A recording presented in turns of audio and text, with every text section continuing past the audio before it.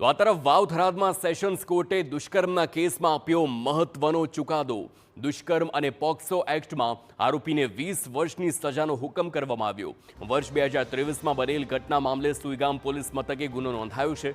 Biscuit લેવા ઘરેથી નીકળેલ સગીરા પર આરોપીએ દુષ્કર્મ આચર્યું હતું। કોર્ટે 20 વર્ષની સજા અને 1,75,000 દંડની સજા સંભળાવી।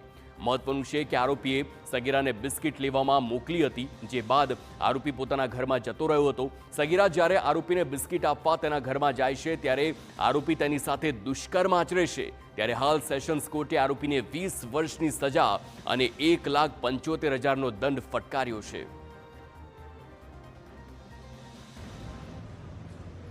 આ આરોપી તેની સાથે દુષ્કર્મ કરે છે, જે અંગેની ફરિયાદ સોઈગામ પોલીસ સ્ટેશનમાં ચાલી જતો અને એનો પોક્સો કેસ આજરોજ નામદાર કોર્ટમાં પુરાવાના અંતે ચાલી જતો નામદાર કોર્ટે આરોપીને પોક્સો અને 376ના કેસની અંદર 20 વર્ષની સજા ફરમાવેલ છે અને ટોટલ 1,75,000 રૂપિયાનો દંડ ફરમાવેલ છે।